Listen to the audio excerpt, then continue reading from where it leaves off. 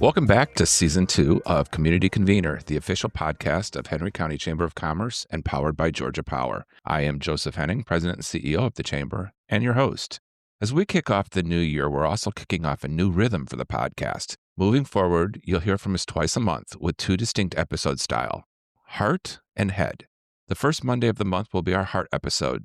These will be where we lean into connection. Episodes will focus on people, perspective, and community, featuring our community dialogue from the Engagement and Inclusion Committee. This episode also features our Connecting Point segment and an update from Visit Henry, our tourism team. On the third Monday of the month, we will release our Head episode. Our Head episodes are all about strategy and momentum. Here we will bring you SPLOST updates and our catalytic conversations. Both episodes will continue to feature our Member Minute section, highlighting member updates and accomplishments, and our upcoming events to keep you up to date on all things Chamber. So grab a coffee and let's dive in. Welcome to Community Dialogue, a segment of Community Convener, where we elevate conversations that strengthen business, workforce, and community in Henry County. Thank you to our sponsor, Kaiser Permanente, for supporting meaningful dialogue that drives real impact. I'm Christy Chewning, and I am your host for Community Dialogue. As we begin 2026, we're grounding today's conversation in the legacy of Dr. Martin Luther King Jr. It's not just a reflection, but action. Our focus today is economic equity and what it looks like when businesses and community truly work together.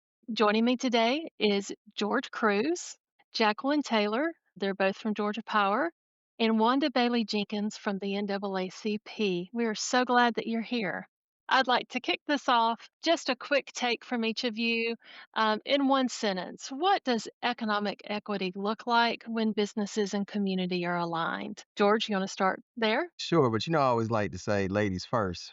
Miss Jenkins or Miss Taylor, would y'all like? Sure. Economic equity to me looks like a community where all persons have equal rights to access economic resources and opportunities. And when you have that kind of partnership in the community flourishes and businesses grow. So to me, when everyone has equal access to resources and opportunities, then things just seem to gel and go together and everything's good. Thank you. Thank you very much. Jacqueline? Yes, and again, thank you for this opportunity. To me, economic equity is more of a partnership. It aligns with the community, it aligns with those that are in the community and the resources that everyone has access to. And to me, it's a win win situation. It creates a balance and it creates hope in our communities. Yes. Thank you. George? Hey, I really appreciate the opportunity. For me, it's a blueprint for success. It's a roadmap. It contains shared resources and also shared struggles and those modern day solutions to overcome those struggles to help businesses thrive and help improve quality of life for the community. Great answer. Thank you so much. We're starting a new year, and you have accepted the position as the chair of the Engagement and Inclusion Committee. And we know that Georgia Power has long emphasized a healthy workplace culture. From your leadership perspective, how does inclusion and equity translate into stronger business outcomes? That's a great question, Christy. First, I just want to talk a little bit about Georgia Power as a whole. Yes, we have a healthy work culture, but we have a healthy work culture because we keep our customers at the center of everything we do, as well as our employees. So when I talk about the customers, we, for the fourth year in a row, have received the #1 residential customer satisfaction award for the South large utility segment for 4 years in a row. So we keep customers at the center of everything that we do. Our culture has some byproducts about that mindset. We generate a strong culture because we focus on our employees and their development. Our survey results, they showcase that. So we, Georgia Power, this is how we achieve our healthy workplace culture. It's very important that we do so because that kind of permeates into the community and help with business outcomes when we show up to volunteer and things of that nature. So as the new chair for the Engagement and Inclusion Committee, those are some of the principles that I'm going to make sure that we incorporate, make sure our businesses have the right resources, making sure that we can tell their story, and make sure that that story is one that's unique and can help inspire other businesses. So at the Chamber, at the Henry County Chamber, we are dedicated to make sure that we serve our community. Yes, thank you. Thank you so much. We are really looking forward to you being chairman this year, and you and I will be working on the Innovation Summit as well as some other people on the committee. So I'm really excited about working towards that with you and can't wait to get started in the new year. Let's move on and let's talk about Jacqueline. You are a lead at Georgia Power's statewide call center, which is right here in Henry County. And you manage a large people centered workforce, and that gives you a unique view. So, how does that role influence you to think about access and opportunity as well as equity? Well, thank you, Christy, for that question. I am a business customer care team lead at the call center. And of course, I've overseen for the last 2 years the largest citizens group, which is our volunteer services group within the company. That group is in excess of over 1,000 employees. This group, to me, has been the heartbeat and is the heartbeat of Georgia Power. It is people centered. We have people from all walks of life included in this group. But this group actually is I'd say the workforce in our communities. It amplifies community impact. We take on projects, from all walks of life locally in the Henry County area, and we support programs that uplift vulnerable populations. The local engagement just reinforces who we are at Georgia Power. We are citizens wherever we serve. And we take that motto seriously. Yes, thank you so much. So, you talked about spearheading that group of 100 Georgia Power employees. You spearhead the MLK Day of Service projects for Georgia Power. And why is it important for service to be embedded into corporate culture and not just treat the MLK Day of Service as just one day of service? Well, as we always say, it is a day on, not a day off at Georgia Power. And our group actually is in excess of 1,000 employees at the call center. It is major to us because what it does is it gives us the kickoff for the year where we are able to actually service our customers in a different way. And this year, we're actually partnering with Eat Right Atlanta for our vulnerable populations as far as food insecurities and small steps. And just to share a little bit about Small Steps, it is an insecurity, a group that takes care of insecurities for underwear for our young people ages 5 to 18. So that will be held at the call center here in Henry County, and we're looking forward to a large turnout.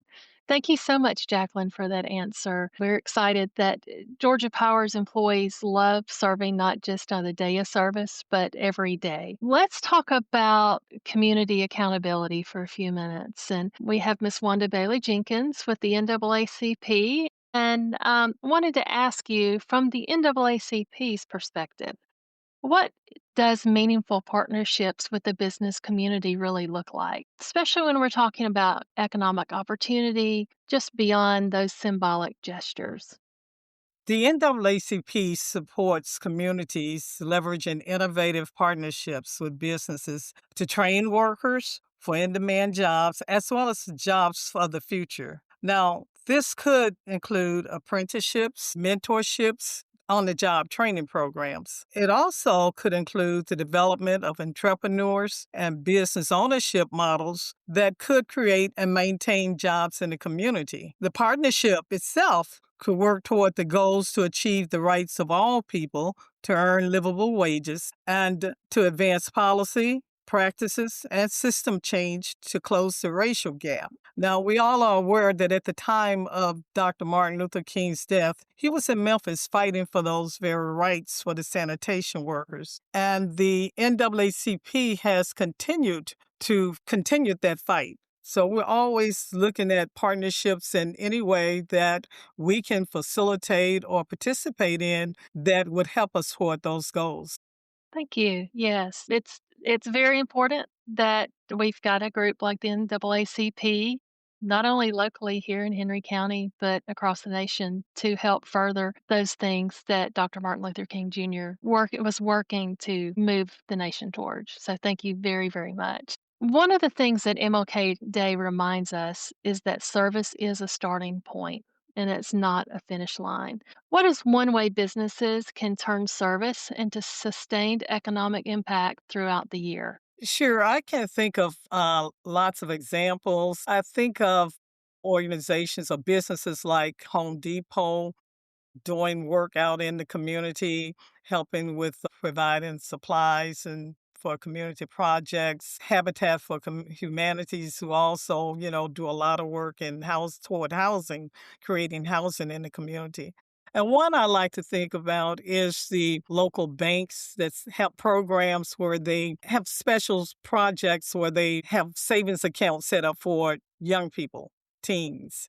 And to me, that's a way of introducing them to money management and managing finances that will sustain us long into the future, those skills. Then earlier I mentioned businesses that have apprenticeships and entrepreneurship programs and on-the-job training programs, and some have high school programs for high school students where they can get learn those skills while in school that would certainly help the community economically once they enter the workforce. So to me, those are opportunities for businesses in many ways to participate in service that has sustaining economic benefits.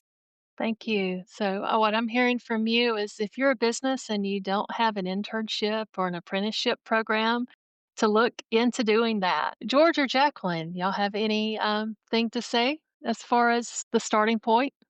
I just think that this local engagement, it reinforces the belief in the access of opportunity for our community. Yes, it's a starting point, but for us, the starting point is listening to the community and responding with empathy and action. That is what our group, Citizens of Georgia Power, is all about. We mobilize to meet the needs along with businesses, but primarily showing our employees the way to serve our communities.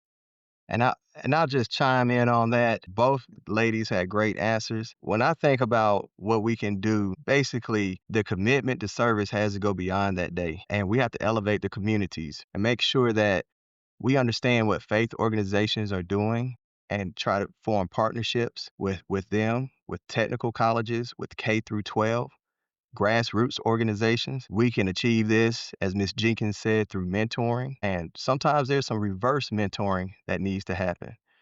Business leaders need to reach back to other business leaders and share that blueprint, share those resources that they utilize that may help that next business leader, that next entrepreneur. When I think about service, there's power in service. There's power in serving. And, as we elevate each other, rising tide will elevate all ships. So I think about the economic impact that just going out to a K through 12 school and educating kids about a raised garden and the sustainability that follows behind that, or even serving your technical college at a career day and just inspiring those young students about the possibilities that they can achieve uh, in the future by learning various skill sets and understanding that today you're preparing for a better tomorrow. Those are just some of the things that come to my mind, but definitely great answers from our panelists. Absolutely. Yes. So something that Central Georgia EMC does as well, George, is we go out into the schools and do the same thing.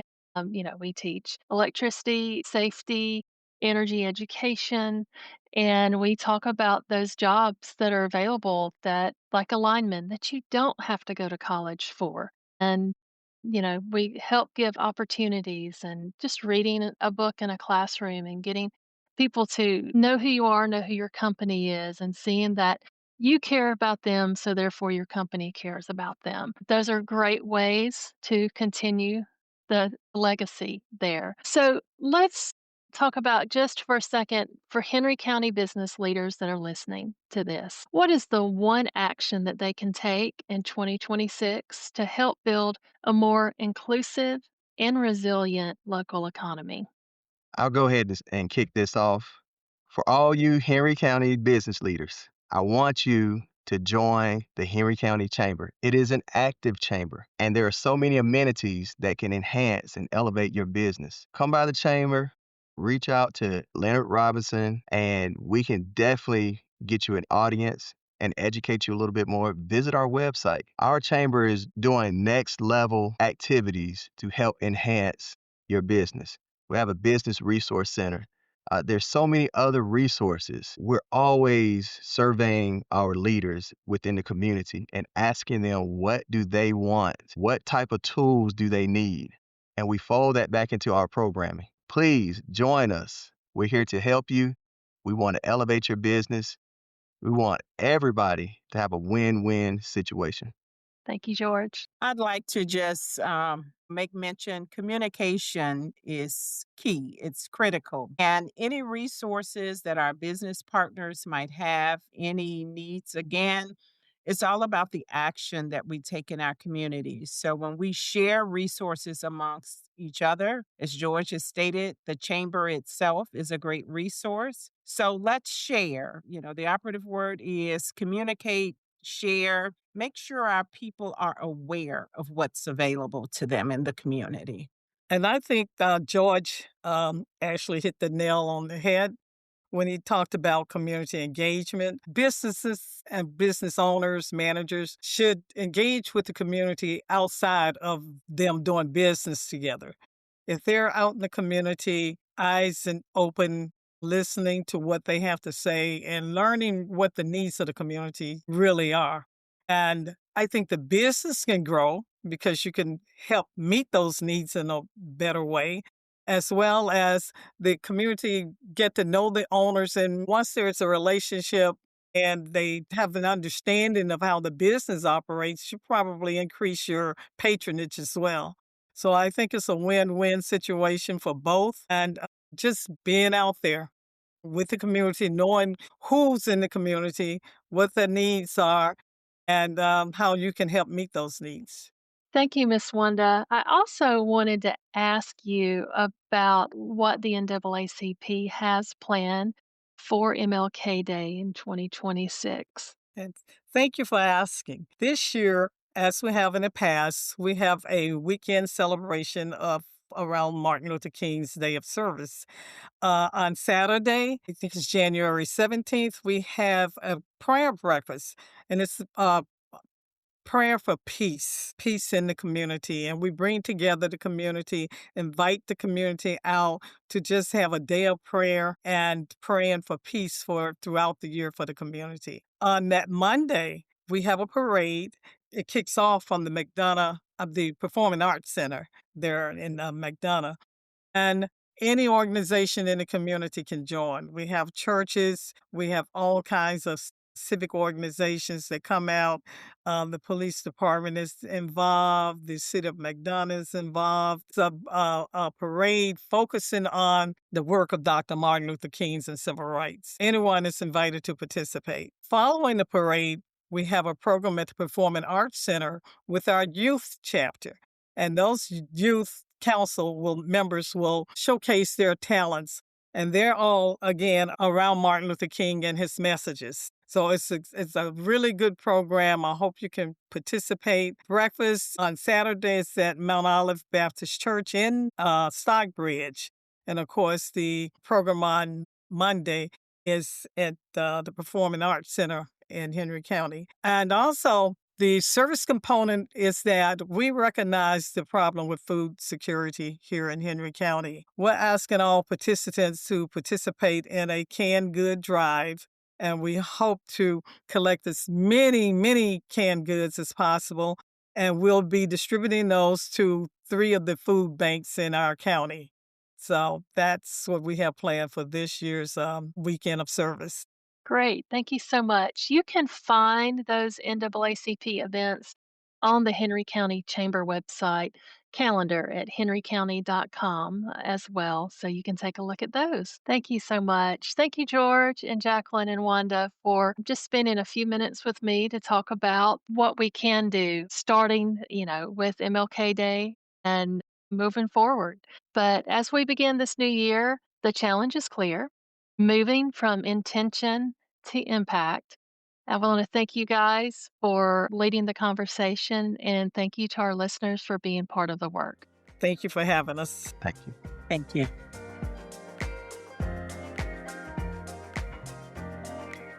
This episode's elite member highlight is Georgia Power. Small businesses start in the towns and cities that entrepreneurs call home. Business ideas are sparked by a problem they see in their own backyards, and they're inspired to provide a service or a product that neighbors need or want. The first mentors, customers, funding, office, and storefront are typically found in their hometown, and growth begins locally. Georgia Power promotes resources that entrepreneurs need to turn their inspiration into action, highlighting how communities across the state support entrepreneurship and small business. Vibrant communities provide the programs, people, and places that help small businesses thrive alongside major employers and creating a unified growth for all. Georgia Power is committed to helping you find your place in community. They invite entrepreneurs, resource providers, and local leaders to find inspiration in the innovation, support, and success stories from towns and cities statewide.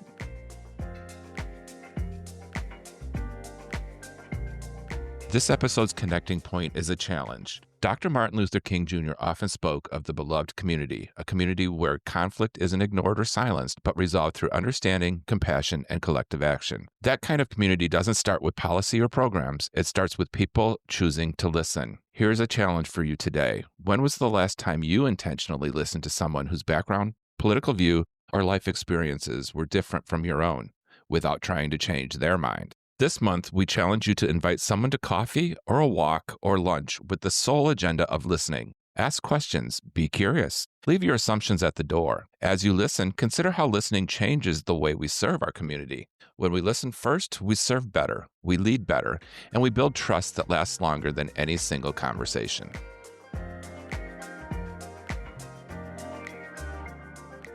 All right. On today's heart episode of the Community Convener, we just came back from finishing up our Ambassador of the Year luncheon. It's the second one that I've been in charge of. An Ambassador of the Year luncheon is something that goes along with the program each year. At the end of the year, we take a look at all the ambassadors and what they've done and how much they contributed. And there's a nominations process, and then there's an Ambassador of the Year selected. This year's Ambassador of the Year, Dana Howard, DNA Med Services. Dana, welcome. Hello, thank you. Thank you for Fantastic. having me. Well, you get to be a regular at this, aren't you? We've done now, I remember you've had 2 Ambassador of the Month awards. Yes. I was shouting out your accomplishments earlier for the whole ambassador team to hear, and on the minimum of 6 referrals that you did throughout the year. That's almost 2 a month. Thank you for the referrals, and thank you for caring enough about Henry County Chamber of Commerce. Now, I guess we'll start with, are you surprised? I honestly am. Yes. Yes. First and foremost, thank you. Thank you to the chambers. Thank you to you. And thank you to those who makes the chambers, because we collectively make the chambers. So I don't know about the others and, all the good work that they put forth. So I honestly was very shocked. In my opinion, we all put forth great work. That's hard to disagree with, and that's an argument you can stand on. There was a room full of people, and there was a room full of deserving people. And if you notice, a lot of the deserving people are the ones that show up for events like this. Yes. So how you do one thing is how you do everything. So that's all a part of character. Now, you've been a member of the Chamber of Commerce approximately how long? A year this month. Oh, so this is your 1-year anniversary This is as a member of the Chamber of Commerce. Yes, it is. So a quick recap, like my phone would do, a quick recap would show us that there's, like I just mentioned, there's a couple of Ambassador of the Month awards. There's 6 referrals, a minimum that you've done. That doesn't count the countless hours or the volunteerism that you put in to this point. So where does all that come from?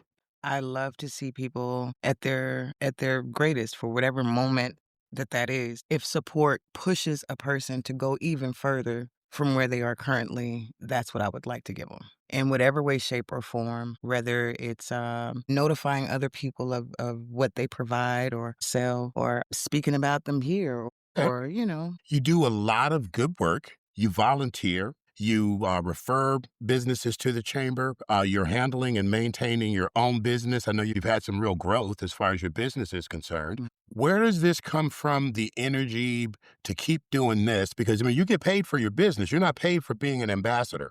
Where's that energy come from? Well, it depends on how you categorize paid. Okay.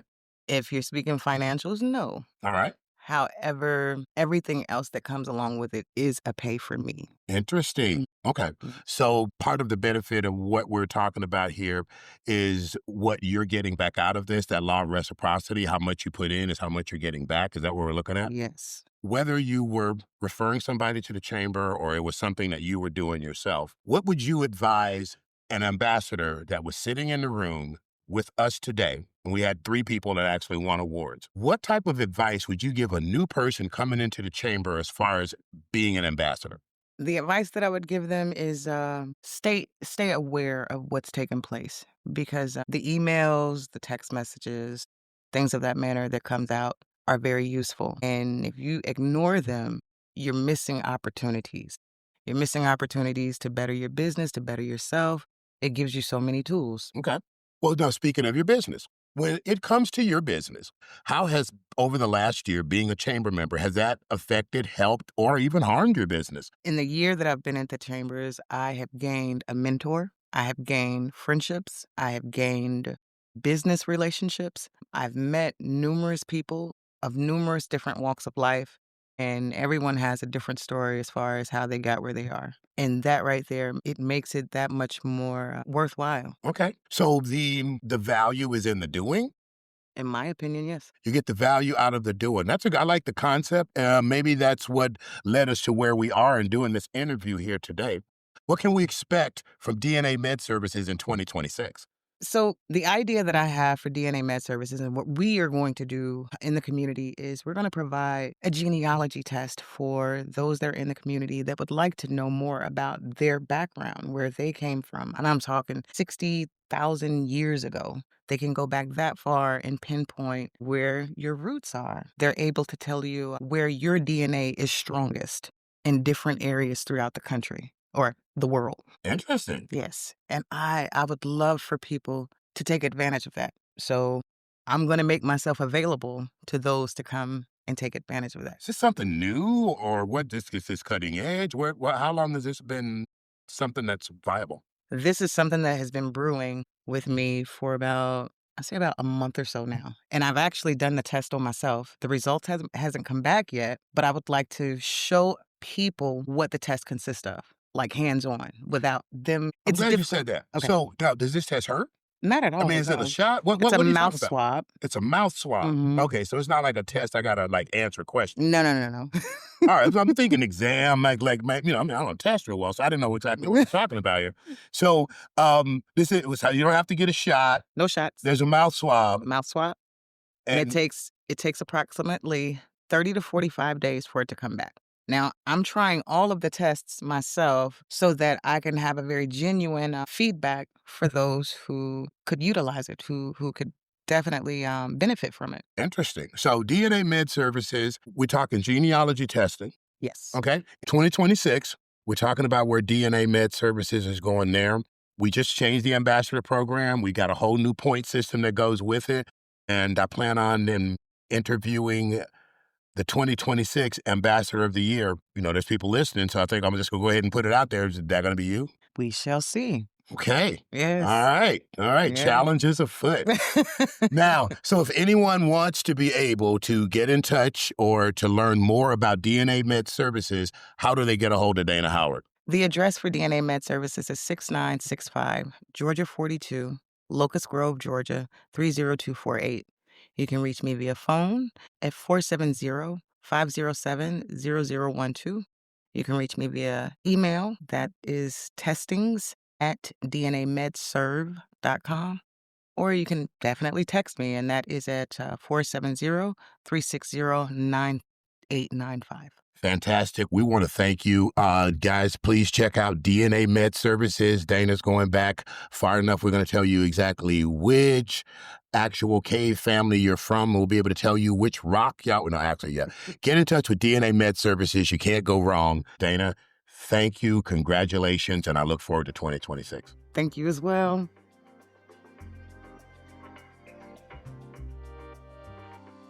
Well, and welcome back. As part of our Season 2 refresh, we want to include regular updates from our tourism team at the Chamber. So listeners may remember that our Director of Tourism, Laura Luker, from our very first episode last May. Welcome back, Laura. Welcome back to this episode and explaining the funding of tourism marketing.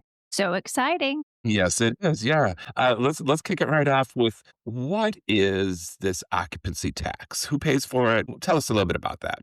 So occupancy tax is also called hotel motel tax. You'll see those, or bed tax. You kind of hear all those terms used interchangeably, but it is a tax that is allowed to be levied by either cities or county governments. And this is something that's allowed through state law. So the Georgia General Assembly has to allow each entity to levy it. It's levied on hotel rooms. So if you book a hotel room, then you're going to pay this per night. And they pay not just this tax, but obviously the room rate, and then any local sales tax like general state taxes, SPLOST tax, etc. I remember we talked a lot about when we were working on the different SPLOSTs that was also paid for by our visitors as well. How much is this tax? So it really ranges from entity to entity. The law allows entities to choose to levy anywhere between a 3% or an 8% tax, and any place within that. Most states, cities, counties have chosen to go somewhere between the 5 and 8%. Just for reference, everybody in Henry County, with the exception of Hampton, is at 8%. Okay. All right. So I'm a visitor. I stay at Hotel X and I pay my bill, and on that is my tax and the fees and all of that. Does it stay at the hotel then, or what does the hotel do? How does that work? So once you've paid, then you pay all your taxes just like you would for anything else. The hotel then collects all of what is considered the hotel motel tax.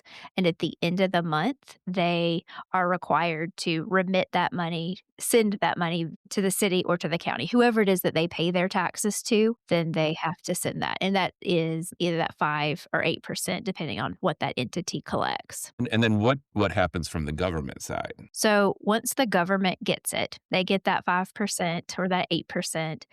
And they are required to give a percentage of it to a 501c6 nonprofit that is set up to promote tourism. So depending on what percentage they collect, that money and that amount may change, but they are allowed to keep a percentage, and it's considered unrestricted. Basically, They can do anything they want with it. So if we're talking about 8%, which is what most of our partners collect under, then 37.5 or 37.5% is considered unrestricted. They can do anything that they need to as a government with it. And then on the tourism side, 43.75% is required to be sent to that nonprofit entity. And then their job is to promote tourism with it. And then there is kind of a smaller third pot of money that is 18.75% of that grand total. And that is required to be used by the cities or the county for what's called tourism product development. And that's the only thing it can be used for. So if you think about it, there's 3 real pots. There's the unrestricted, county can do anything with it.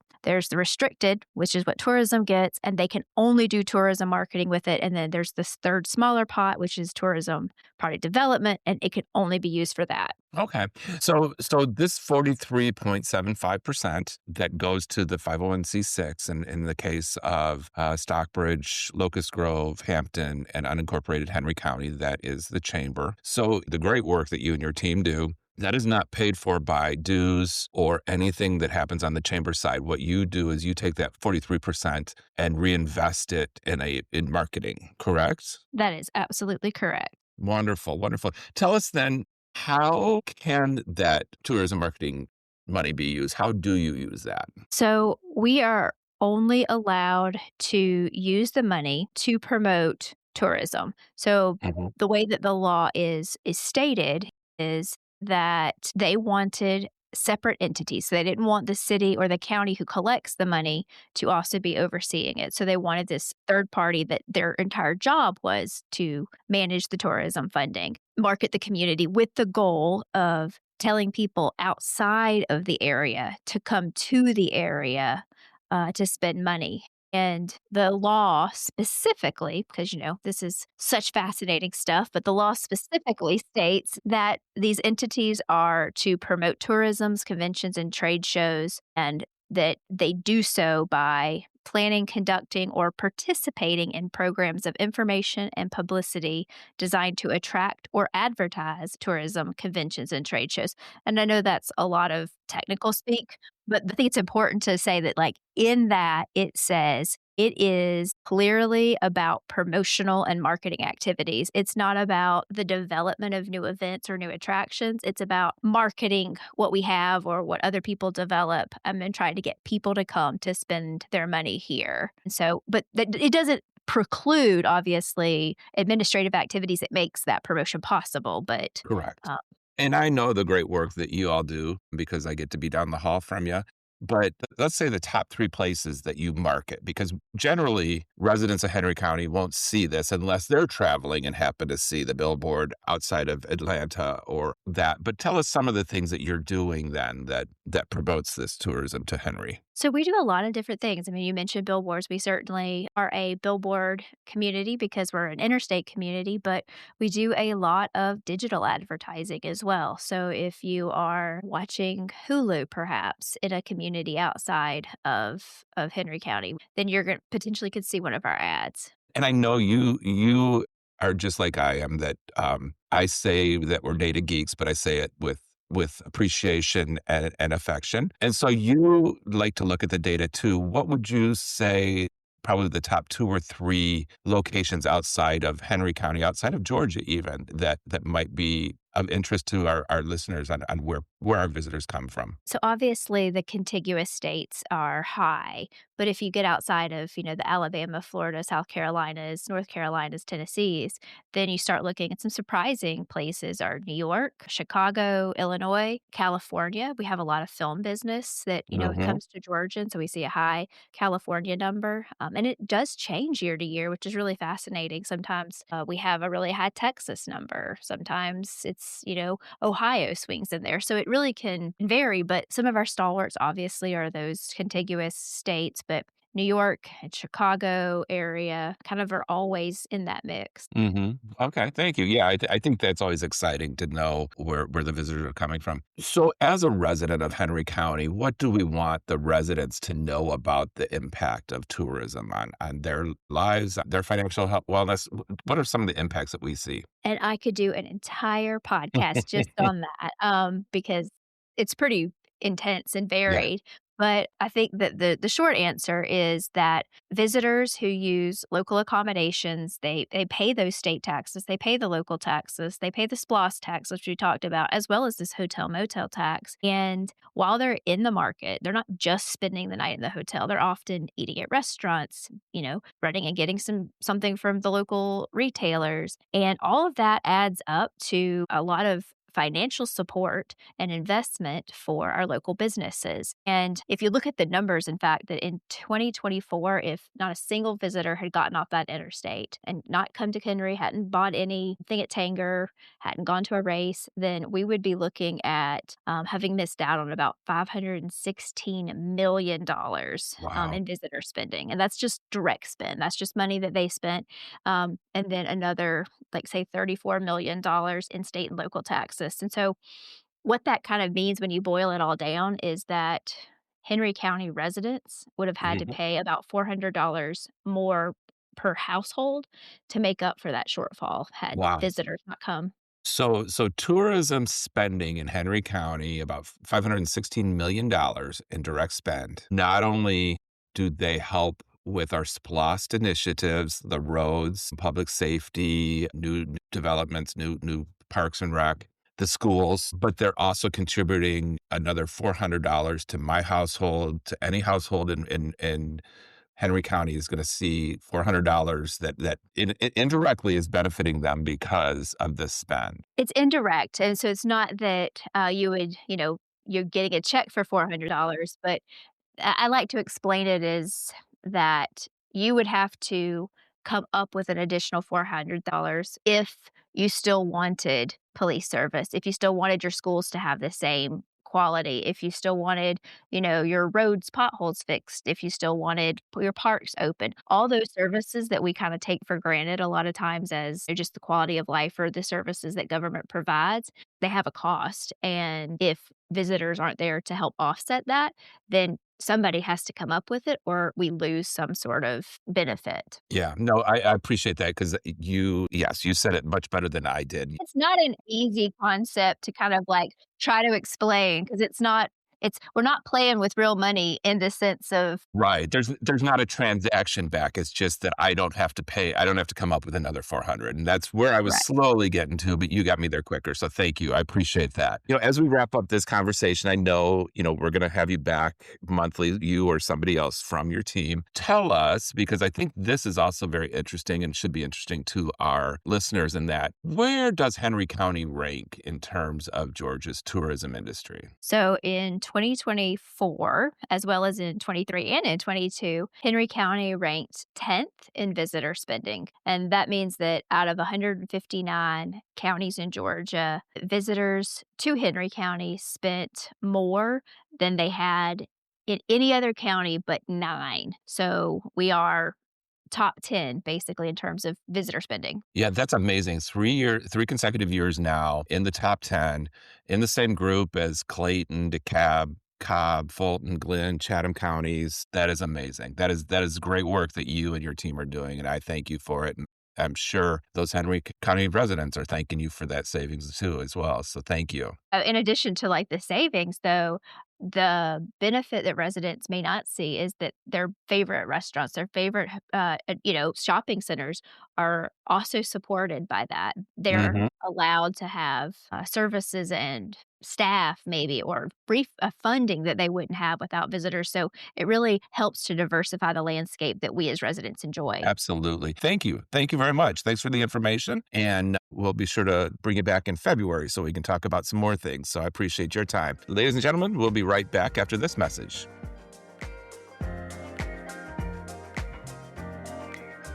As you've heard, and as we prepare for a dynamic year ahead, the Henry County Chamber of Commerce is excited to share our 2026 sponsorship opportunities built to help businesses connect, grow, and make an impact. Whether your goal is to boost visibility, reach decision makers, or champion community initiatives, there is a level for every business size and budget.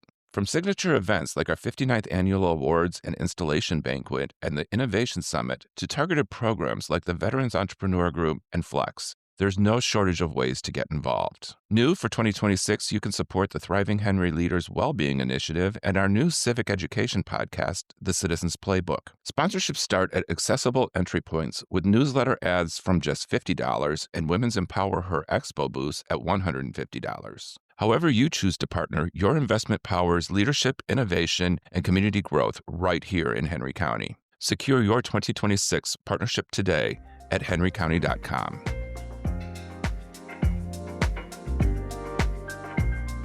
Welcome to this episode's Member Minute, where we highlight exciting news, milestones, and upcoming ribbon cuttings across our chamber community. Henry County Water Authority wrapped up a successful 2025 hunting season, including 2 youth hunts and 1 veterans hunt. The event was hosted on nearly 1,000 acres of protected green space at Walnut Creek, going beyond recreation to help with wildlife management, habitat preservation, and outdoor access for families. And the Water Authority's impact doesn't stop outdoors, it also shows up in the classroom. The authority hosted the Georgia Model Water Tower competition with students from 9 Henry County middle schools participating. Students learned engineering, design, problem solving, and real-world water infrastructure. This program helps provide hands-on STEM education, builds future workforce awareness, and connects students to careers right here in Henry County. Kaufman's Furniture Gallery is giving back to education with their new partnership with the Henry County Schools Foundation. This commitment includes 10% of all sales donated back to the foundation and a 10% discount for Henry County school families. Noah's Ark Animal Sanctuary welcomes Lisette, Georgia, as their new executive director. Lisette brings 35 plus years of wildlife conservation experience and is focused on expanded habitats, rescues, and community engagement. Now, mark your calendar and celebrate with us at these upcoming ribbon cuttings. On January 6th at 11 a.m. for Jonathan's American Kitchen. On January 13th at 11 a.m. for Renewal Logistics. On January 20th at 11 a.m. for True Vine Integrative Care. On January 22nd at 11 a.m. for Spring Hill Suites and Town Place Suites by Marriott. And then finally on January 29th at noon for Ortho, Georgia. Interested in hearing more about our members? Check out our member news section on our website.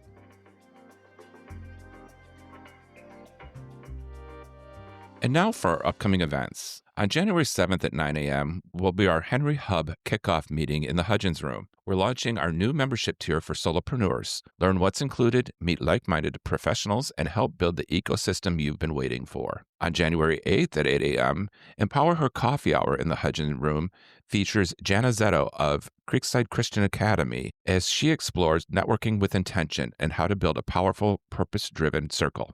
Also on January 8th at 10 a.m., Bridge Henry Chamber Connect happens at the Business Resource Center. Connect one-on-one with our subject matter experts from 10 a.m. to 2 p.m. Bring your questions and leave with clarity. For more Chamber events and information on how to register, visit the Chamber calendar on our website at henrycounty.com. Thank you for joining us for this first podcast episode of our second season. Share this episode with your friends and coworkers, and be sure and tell us how you like the new format. There's a link in the show notes to contact us.